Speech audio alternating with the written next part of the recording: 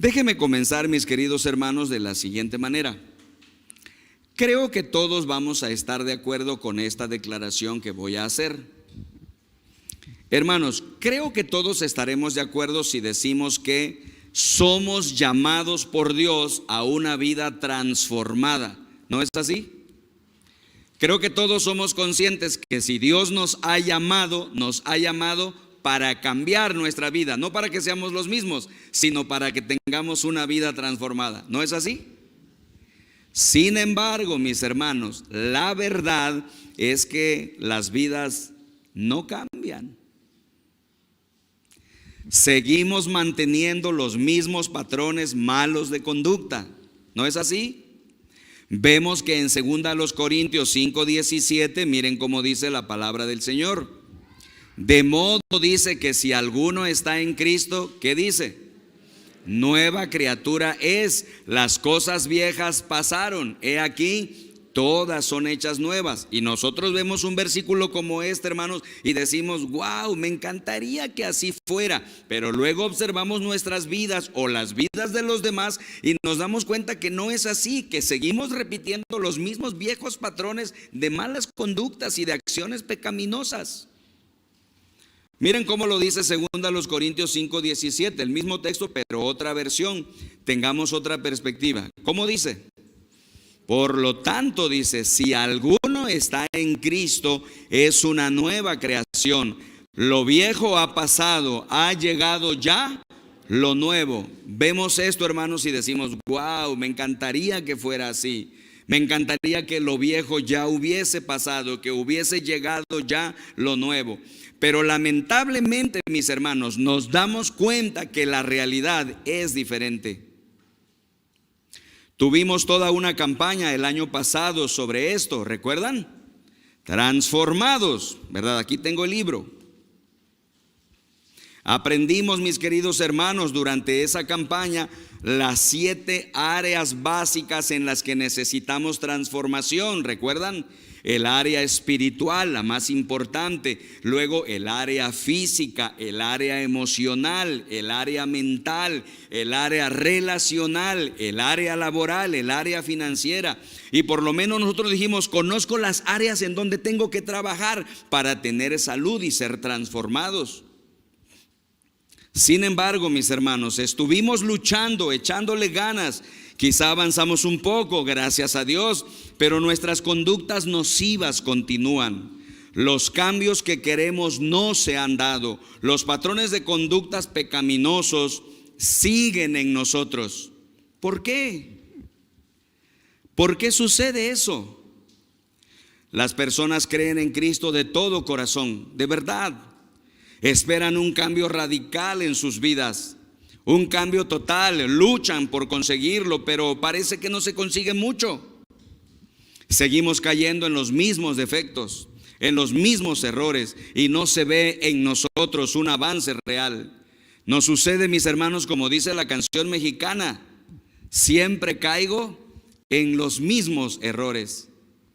Se las cantaría, pero sí estoy un poco desgastado de la voz, ¿verdad? ¿Cuál es el problema? Yo soy un hombre de fe, hermanos, ustedes saben. Creo con todo mi corazón que el cambio es posible, que la transformación se puede dar, pero la verdad es que es muy difícil.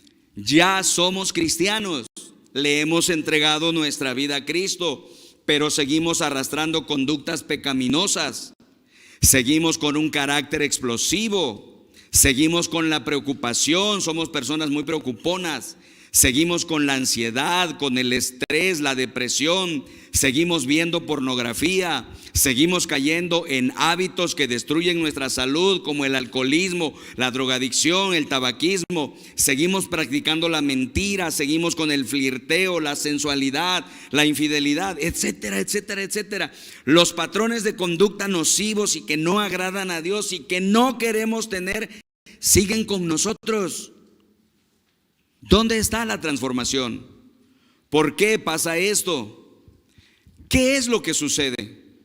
Lo que sucede, mis queridos hermanos, es que todos traemos arrastrando conductas y costumbres nocivas, heredadas de nuestros padres y nuestras familias, nuestras costumbres y nuestras tradiciones. No hacemos otra cosa más que arrastrar los errores que aprendimos en las familias en donde nos tocó vivir. Conductas que se hicieron hábitos arraigados en nosotros, hábitos que se hicieron fortalezas en nosotros, y ahora es muy difícil arrancarlos de nosotros, mis hermanos. Y todas estas situaciones hacen que vivamos con esa frustración de no lograr los cambios que anhelamos en nuestras vidas. Así que, mis queridos hermanos, ¿por qué necesitamos salud emocional? Pues creo que ya lo vamos viendo, por esta situación, por esta razón. Quiero pedirles que me acompañen y veamos este tema introductorio en 3 puntos diferentes. Número 1, si lo quieren seguir ahí conmigo, por favor, veamos en primer lugar cuál es la raíz del problema. ¿Cuál es la raíz del problema?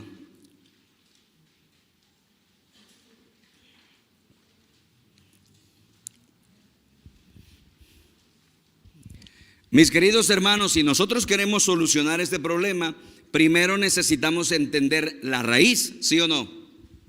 Escuche por favor, porque esto es muy inteligente.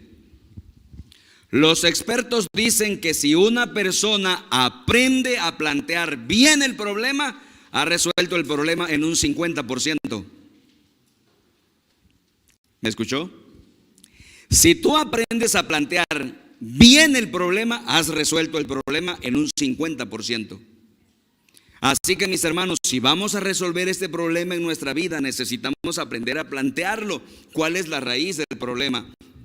Y bueno, esta es la respuesta. Si la quieres escribir, te la puse ahí. El problema, mis hermanos, es los viejos patrones de conducta que se manifiestan o se mantienen firmes en nosotros. Ese es el problema, los viejos patrones de conducta. Escuchen, mis queridos hermanos y mis amigos, todos traemos conductas nocivas arrastrando, defectos de carácter, heridas profundas que hemos sufrido en el pasado desde que éramos niños o adolescentes o jóvenes. Y mis hermanos, necesitamos ir al fondo del problema y atacarlo. De lo contrario, no podremos avanzar en nuestro crecimiento espiritual y en nuestra relación con Dios, en nuestra madurez cristiana. El problema, mis hermanos, son los viejos patrones de conductas aprendidos en nuestras familias, con nuestros padres, con nuestras madres, aprendidos en la tradición, en la cultura, en las costumbres. Seguimos arrastrando esos patrones de conducta. Creemos en Cristo, pero no podemos deshacernos con ellos, y eso provoca una tremenda frustración. Mire cómo se expresa el apóstol Pablo acerca de este problema, este magistral maestro cristiano, este magistral teólogo. Mire lo que dice en Efesios 4:22. Es reveladora la palabra del Señor. No sé qué les parece. Leámoslo y ustedes me dicen. ¿Cómo dice Pablo? En cuanto a la pasada manera de vivir, despojaos del viejo hombre que está viciado en nosotros. Si tienen una pluma, quisiera pedirles de favor que subrayaran la palabra viejo hombre. ¿Cómo le llama Pablo, mis hermanos, a estos viejos patrones de conducta? Viejo hombre. Hermanos, esta expresión le sirve al apóstol para hablar de ese cúmulo de cosas, cúmulo de costumbres, cúmulo de malos hábitos, emociones nocivas, enfermas, heridas profundas del pasado que todos los seres humanos vamos acumulando en el trayecto de nuestra vida. Venimos ahora a Cristo y encontramos la salvación, pero no sabemos cómo romper esos malos hábitos, esas emociones. No tenemos salud emocional, y entonces, hermanos, pues nos cuesta mucho trabajo nuestro crecimiento espiritual y nos frustramos, ¿no? Déjeme decirle que el apóstol Pablo nos expresa que hay una ley universal operando en nosotros, difícil de vencer. Mire cómo lo dice Pablo en Romanos 7:15. Qué tremenda está la palabra de Dios esta tarde. ¿Cómo dice?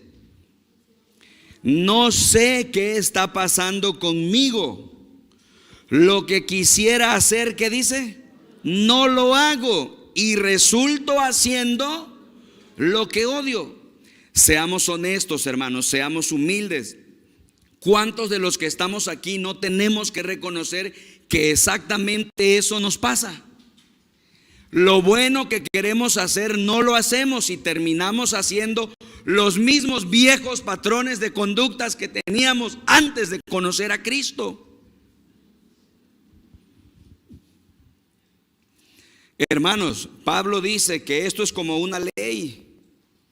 Es una ley, dice, operando. Con mi espíritu le quiero servir a la ley de Dios, pero con mi carne le sirvo a la ley del pecado. Y hay una lucha tremenda en nosotros y eso nos frustra. A veces nos desanima y no encontramos la salida. Tenemos una espiritualidad emocionalmente enferma, pero de lo que se trata es de tener una espiritualidad emocionalmente sana. Hermanos, luego estas conductas, estos defectos, estas emociones dañadas se convierten en fortalezas. Miren cómo lo dice 2 Corintios 10:4, por favor. ¿Cómo dice la bendita palabra de Dios? Las armas con que luchamos, dice, no son del mundo, sino que tienen poder divino para derribar, ¿qué cosa? Fortalezas. Te voy a pedir de favor que subrayes la palabra fortalezas.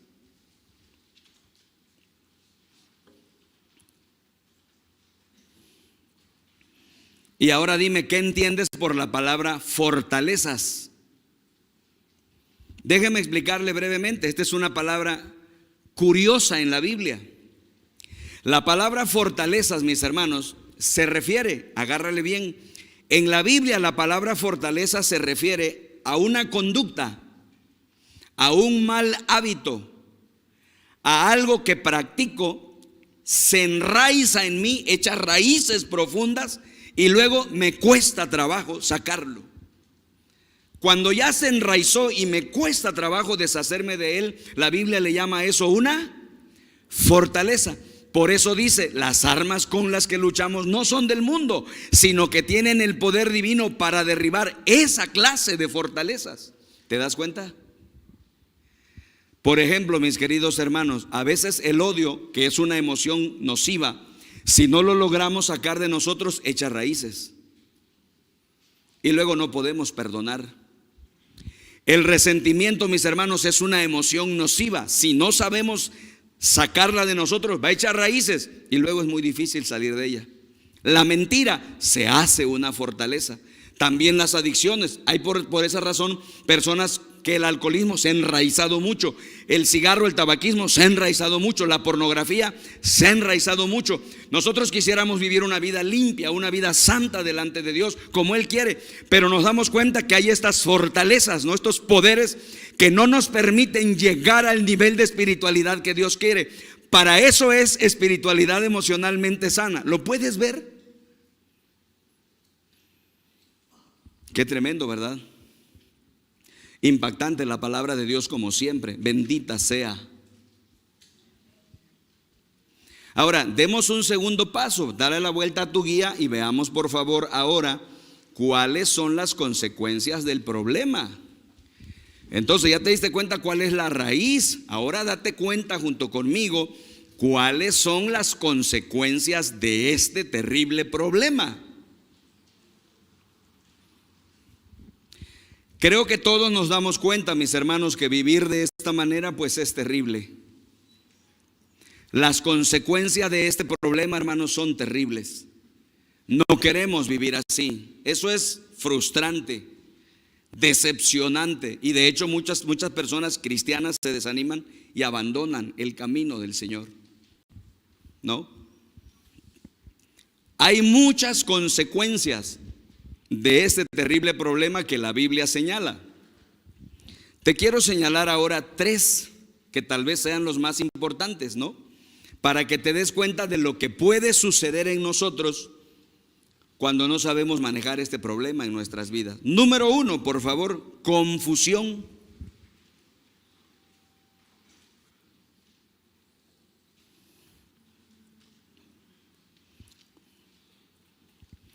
Miren cómo lo dice el apóstol Pablo en el capítulo 7 de Romanos, versículo 15. Quiero decirles algo, mis hermanos, muy importantes aquí. Si tú quieres encontrar un pasaje en la Biblia que te explique este asunto, este problema que te intento explicar, está Romanos 7. Esta semana podrías leerlo detenidamente en varias versiones. El aprendizaje que vas a recibir es poderoso. Pero miren cómo lo dice Pablo en 7:15. ¿Cómo dice? No entiendo lo que me pasa. Hermanos, ¿qué cosa es no entiendo lo que me pasa? Eso es confusión. Cuando una persona no entiende lo que le pasa, pues está en confusión. Escuchen, mis queridos hermanos, me consuela que aún Pablo, escritor de la mayoría de los libros del Nuevo Testamento, no siempre entendía lo que pasaba en su propia vida. ¿No es así? Él lo dice, lo confiesa. ¿Qué dice? No entiendo lo que me pasa. Mis queridos hermanos, si eso le pasaba al gran apóstol Pablo, creo que pueden comprender a su pastor Armando Díaz. O yo los puedo comprender a ustedes también, porque si le pasaba a Pablo, nos pasa a todos. Y mis hermanos, muchos de nosotros estamos en esa situación, pero no la decimos. Estamos viviendo en confusión. Pablo, el mayor cristiano que jamás haya vivido, después de nuestro Señor Jesucristo, por supuesto, dice que no siempre entiende lo que hace. Él tiene preguntas perplejas. Él dice, ¿cómo puedo dejar de hacer lo malo? ¿Y cómo puedo empezar a hacer lo bueno? Dice que por mucho que desea hacer lo bueno, parece que es incapaz de hacer lo correcto. Es una situación terrible, es confusión, es esa sensación de fracaso. Número 2, vean por favor la segunda consecuencia de este problema. Número 2, frustración.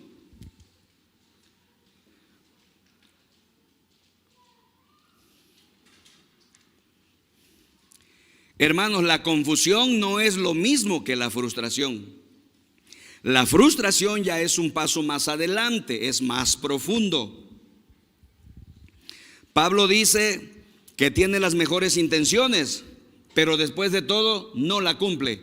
Miren cómo lo dice en Romanos 7:18, el mismo capítulo, nada más que yendo un poquito más abajo. ¿Cómo dice? Aunque deseo hacer lo bueno, no soy capaz de hacerlo. ¿Qué cosa es eso, mis queridos hermanos? ¿Qué cosa es deseo de hacer lo bueno y no ser capaz de hacerlo? Eso es frustración.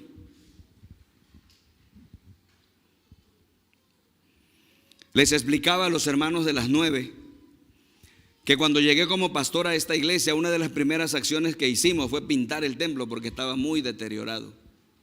Entonces convoqué a un grupo de hermanos que vinieran a ayudarme y vinieron varios hermanos. Y dentro de los hermanos vino un hermano, ¿verdad? Que traía a su hijo pequeño. Ahora es un joven que es miembro de nuestra iglesia. No está aquí ahora porque está trabajando en la Ciudad de México, pero cuando está aquí viene. Algunos lo conocen, es Israel García, tal vez algunos lo recuerdan. Estaba pequeñito y entonces yo estaba pintando el frente de la iglesia y su papá estaba a mi lado ayudándome, estábamos pintando. Y entonces él se acerca y agarra una brocha y empieza a pintar. Y su papá lo regaña y dice, no, hijo, solo estás manchando. Y el niño dice, ay, y se va. Como son muy inteligentes los niños, como que se hace que se olviden y luego regresa y otra vez. Y entonces el papá lo vuelve a regañar y le dice, no, solo estás batiendo. Ay, dice el niño, y se va otra vez. Y por tercera vez, nada más que ahora se puso más lejecitos, ¿verdad? Pensó que no lo íbamos a detectar y empieza a pintar. Y entonces el papá le dice, te dije que no, hijo, nada más estás manchando. Y entonces el niño explota y grita y dice, ay, no puede ser, no puedo hacer nada. Y eso me conmovió. Y yo le dije a su papá, no, déjalo, no importa que manche, nosotros lo limpiamos, ¿qué te parece? porque me conmovió su frustración. Mira lo que dice Pablo con honestidad y franqueza. ¿Qué dice Pablo? Deseo hacer lo bueno, quiero, pero no soy capaz de hacerlo. Este es el problema de fondo, y las consecuencias, mis hermanos, es la frustración.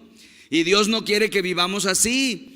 Esa es la razón por la que nos escribió un libro, una Biblia, a través de la cual Él nos dice los pasos que necesitamos dar, pero tenemos que darlos.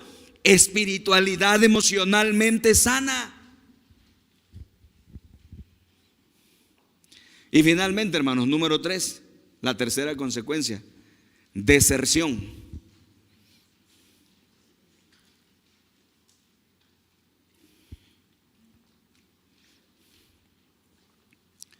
Deserción.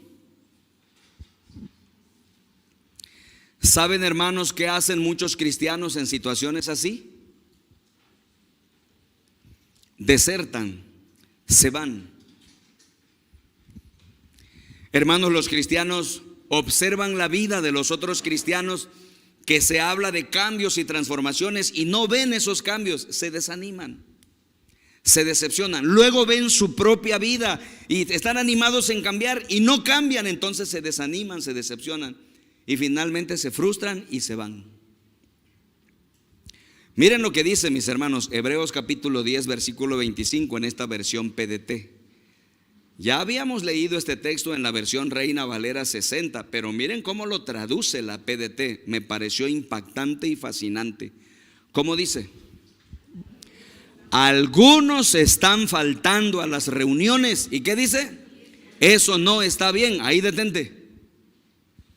¿Ven por qué yo les digo a ustedes con bastante insistencia? Hermanos, establezcan el buen hábito de no faltar a sus reuniones espirituales, porque luego arrastramos esos viejos patrones y empezamos a perder ese buen hábito. Nos gana el mal hábito y nuestra vida se derrumba. Mira lo que dice la palabra del Señor. Algunos están faltando a las reuniones y eso no está bien.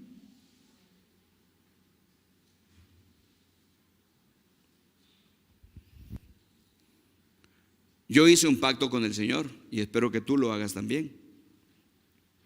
Y yo le dije al Señor: no quiero faltar ninguna vez el domingo. Si por alguna razón de vacaciones estoy fuera de mi iglesia o de la ciudad, allá donde estoy, hago los planes para que el domingo caiga en un lugar en donde yo me pueda congregar y adorar al Señor y oír la palabra. Oigan, hermanos, ¿qué tal si Dios tenía algo para decirme ese domingo y como no fui, me lo perdí? ¿Te das cuenta de lo que estamos diciendo? Algunos están faltando a las reuniones y eso no está bien. Y hermanos, esto es lo que pasa con muchos cristianos: desertan, se van de la iglesia. Quiero decir esto con mucha tristeza, pero ojalá Vida Plena Jalapa lo capte y nos ayudemos a evitar el problema. Miren, todas las iglesias, dicen los expertos en crecimiento de iglesias, tienen dos puertas. La puerta de enfrente es donde la gente entra a la iglesia, y la puerta trasera es donde la gente se va. Este fenómeno ha sido imposible de pararlo en toda la historia. Es este fenómeno. Mucha gente entra a la iglesia, pero ¿qué creen? También mucha gente se va. Por eso, cuando logras ver a un hermano, a una familia, a una persona que logra estabilidad y mantenerse por años, tú te inclinas y dices: mi respeto. Wow. Porque, hermanos, la gente está en transición todo el tiempo. La gente está en transición todo el tiempo. Me dijo un pastor amigo mío, fíjense, él tiene, bueno, esto es antes de la pandemia, tenía una asistencia como de 3,000 gentes en sus 3 servicios. Y me dijo: no te miento, Armando, me dijo, por nuestra iglesia han pasado más de 30,000 personas. ¿Cuántas normalmente permanecían? Unas 3,000. Hay mucha transición. Hermanos, hay muchas razones por las que la gente deserta, pero una de ellas es la frustración de no lograr encontrar lo que esperaban, esa transformación, ese cambio, esa vida plena, esa vida abundante, esa vida pujante, boyante que está en Jesús. Y entonces, mis queridos hermanos y mis amigos, pues nos vamos al paso número 3. Vean por favor el paso número 3. ¿Cuál es la solución? ¿Cuál es la solución?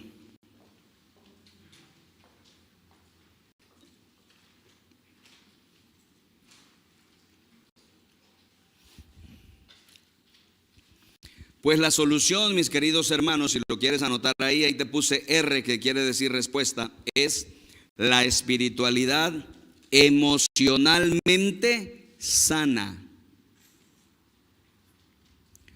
Si tú quieres vencer este problema, necesitas desarrollar una espiritualidad emocionalmente sana. Ahora, no se desesperen en este momento, porque seguramente te estás preguntando ya, ¿y qué cosa es, pastor, espiritualidad emocionalmente sana?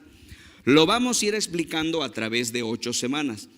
Por ahora solo te quiero decir, toda la clave y la fuerza está en la palabra emocionalmente. Si tienes una pluma, enciérrala en un óvalo.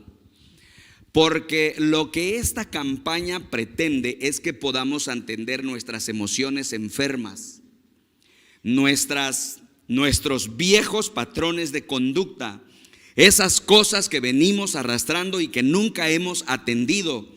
Nuestras emociones están dañadas, y si nuestras emociones están dañadas, nuestra espiritualidad nunca va a crecer. Necesitamos atender nuestras emociones, necesitamos curar, sanarlas, y entonces se va a disparar una revolución espiritual en nuestra vida, como fue en la vida de Jesús.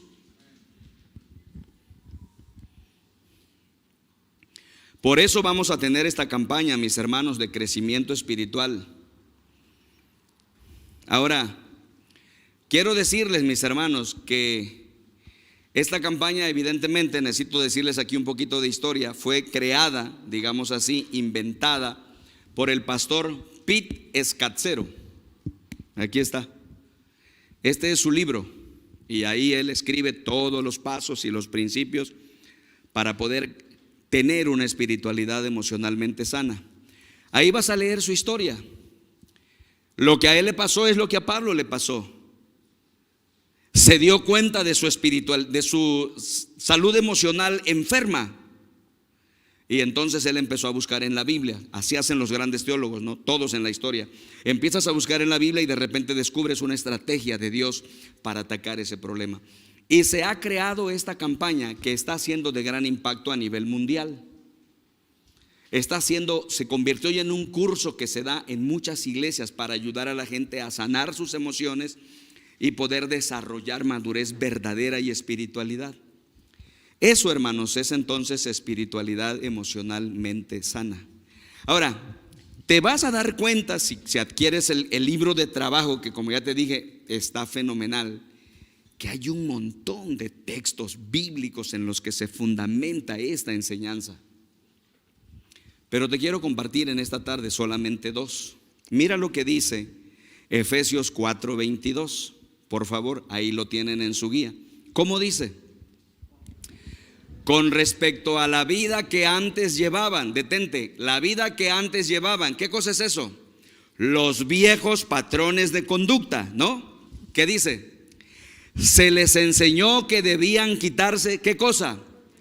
El ropaje de la vieja naturaleza, la cual está corrompida, ¿qué dice? Por los deseos engañosos. Si tienes una pluma, te voy a pedir de favor que subrayes la frase, el ropaje de la vieja naturaleza.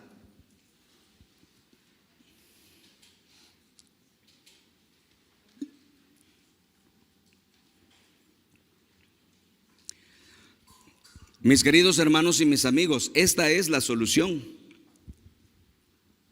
Si tú quieres tener una vida espiritual potente, si quieres tener una vida llena de bendición, una vida transformada, una vida llena de victoria, Si quieres ser una persona que tiene victoria sobre los lugares más ocultos de su vida, entonces tú necesitas quitarte, ¿qué cosa? El ropaje de la vieja naturaleza. Vaya qué imagen usa el apóstol Pablo, ¿no? Es como el mecánico que va al taller, ¿no? Se pone su overol, se pone a trabajar, queda sucio, pero al terminar su trabajo se quita el overol y lo cuelga, ¿verdad? Y pone su ropa limpia. Hermanos, esta es la solución de Dios. Y por eso Dios nos dio una Biblia. Dios no nos dejó en blanco. Dios no nos dijo, quiero que creas en mí, ahí se acaba todo. No, el Señor nos dejó su palabra. En su palabra hay miles y miles de enseñanzas y de consejos para que nosotros podamos enfrentar este problema y podamos llevar una vida triunfante en Cristo Jesús. Ahora, quiero que noten una cosa porque es interesante.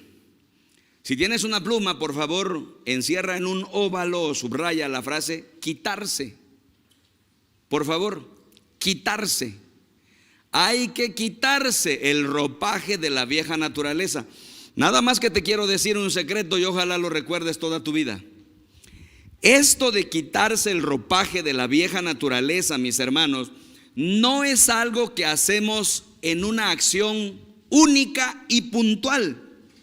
No es algo que hacemos en un momento dado, ¡pum!, de una vez y para siempre. No, es un proceso. Dios, hermanos, normalmente usa procesos, pasos lentos, despacito nos va llevando el Señor poco a poco para que aprendamos a apreciar todos los cambios y transformaciones que quiere hacer en nosotros. Eso de quitarse no es algo que tú haces de un golpe, ¡pum!, no, es un proceso. Eso es la campaña, espiritualidad emocionalmente sana. Dios nos sana a través de un proceso. Y vean el siguiente texto porque está genial. Miren por favor el Salmo 40, versículos 1 y 2. Miren lo que dice, y quiero decirles esto, hermanos. Qué bueno que les puse este salmo porque eso nos hace ver que la enseñanza no está solo en el Nuevo Testamento. También está ¿dónde? En el Antiguo Testamento, o sea, los dos testamentos, o sea, toda la Biblia. Escuchen por favor, miren cómo dice: puse en el Señor toda mi esperanza, y Él se inclinó hacia mí y escuchó mi clamor. Me sacó de la fosa de la muerte, del lodo y del pantano. Puso mis pies sobre una roca y me plantó en terreno firme.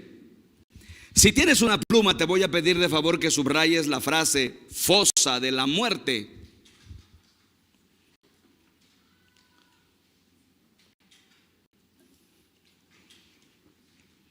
Hermanos, ¿de dónde quiere Dios sacarnos? De la fosa de la muerte.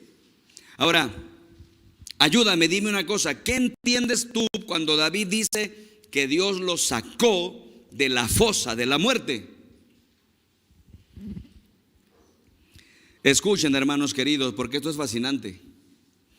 David se refiere, mis queridos hermanos, o mejor dicho, la Biblia se refiere precisamente a todo ese cúmulo de conductas, de viejos patrones que venimos arrastrando de nuestros padres, de nuestras madres, de nuestras familias, de nuestras tradiciones. Viejos patrones destructivos de conducta que dañan nuestra vida y nuestras relaciones y dañan profundamente nuestras emociones.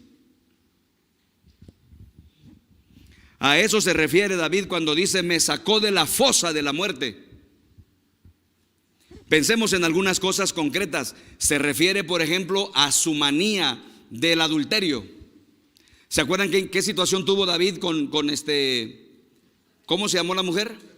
Betsabé. Y luego el asesinato del marido. Y luego el pleito entre sus hijos. Y luego que su propio hijo lo quiere asesinar a él. No, hombre. David venía arrastrando un cúmulo de cosas, patrones negativos de conducta que había adquirido de su familia y que él está repitiendo y que él dice: ya no quiero eso. Esa es la fosa de la muerte. Subraya la palabra lodo, subraya la palabra pantano. ¿Cuántos de nosotros estamos allí, hermanos, y no sabemos cómo salir? En el fondo de nuestro corazón suspiramos por una vida espiritual victoriosa, pero año tras año seguimos arrastrando los mismos patrones de conducta.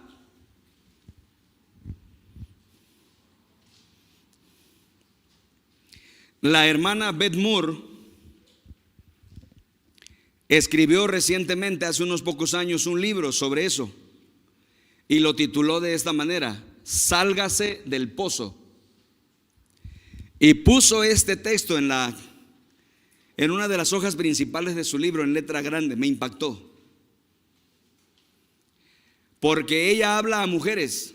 Es un libro dirigido a mujeres, y ella les dice a las mujeres: quiero ayudarte, así como Dios me ayudó a mí a salir de la fosa de la muerte, quiero ayudarte a salir del pozo. Hermanos, eso es espiritualidad emocionalmente sana. Ahora, quiero que noten, por favor, esto de sacarnos del foso de la muerte, del lodo y del pantano, mis hermanos, no es un acto puntual. Otra vez, no es algo que Dios hace en un momento de nuestra vida, así como un rayo, ¡pum!, y ya. No, es un proceso. De hecho, si leemos este texto en la versión NTV, lo podemos percibir. A ver si mis hermanos me pueden poner el mismo versículo que estaba en el arranque en la versión NTV, por favor, hermanos. Pero pónmelo todo. Me sacó, dice, del foso de la desesperación, del lodo, dice, y del fango. Puso mis pies sobre suelo firme. Y mira la frase: y a medida que yo caminaba. A ver, explícame, ¿qué cosa es a medida que yo caminaba? Es un proceso. Es genial la Biblia, ¿no te parece? Papito querido, tu palabra preciosa. Eso impactó a Beth Moore, y Dios le inspiró a escribir un curso, un libro que se llama Sálgase del pozo. Y ella dice que las mujeres, para salir del pozo, del fango y del lodo en el que a veces se encuentran metidas, y por eso no pueden ser felices ni crecer en Cristo como Dios espera, necesitas un proceso. Eso es espiritualidad emocionalmente sana. Hermanos queridos, yo te quiero pedir esta tarde, en el nombre del Señor, te quiero pedir que hagas un compromiso con Dios. El Señor otra vez nos abre la puerta. Otra vez el amado Dios nos abre la oportunidad. Otra vez el Señor nos da la oportunidad y nos dice: quiero que hagas otro intento. Quiero que te lances a esta campaña. Quiero que seas humilde. Quiero que seas enseñable. Quiero que seas dócil, que dejes que yo te guíe con mi palabra. Adquiere tu libro, adquiere el material, velo siguiendo paso a paso, con paciencia, con humildad. Permite que Dios haga las transformaciones en tu vida. Por eso, hermanos, hemos trabajado mucho. Este mes ha sido tremendo. Trabajamos para el aniversario y luego para producir el libro. Está genial. Este es el segundo libro producido por Vida Plena Jalapa.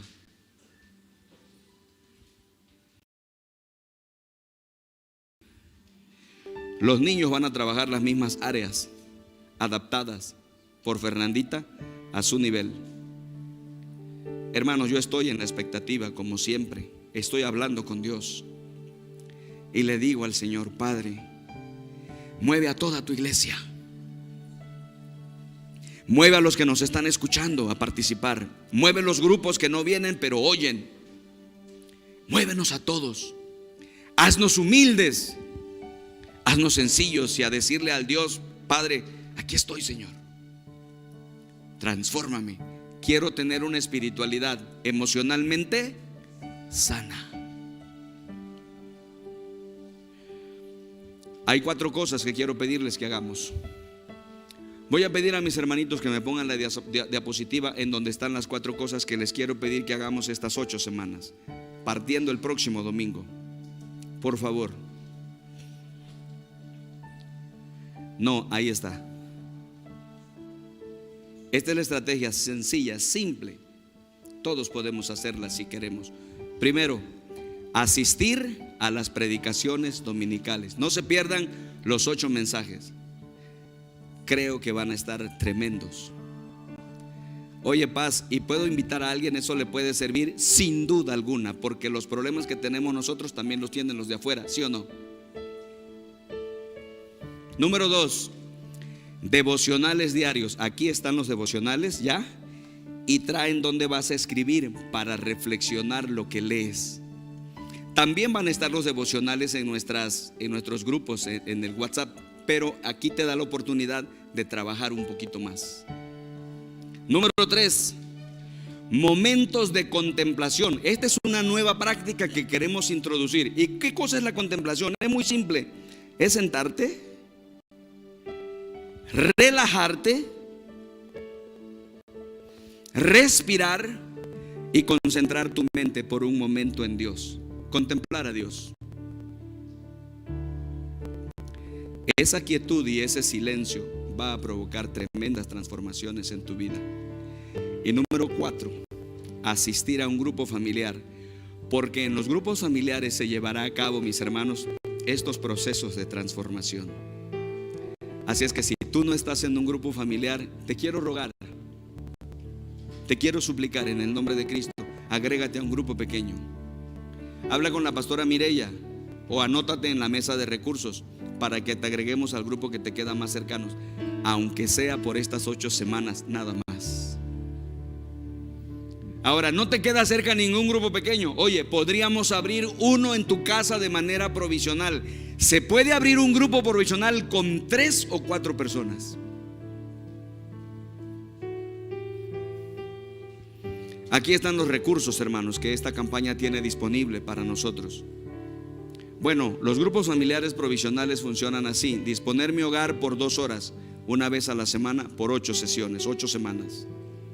Contar con un dispositivo electrónico donde van a ver el video que estaré grabando para ustedes en todos nuestros grupos.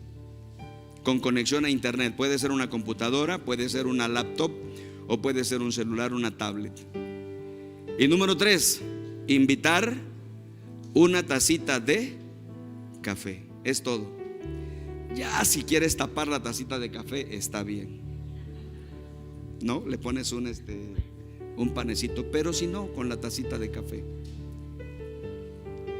El trabajar en grupos, hermanos, dice Dios que produce una interacción y cambios tremendos.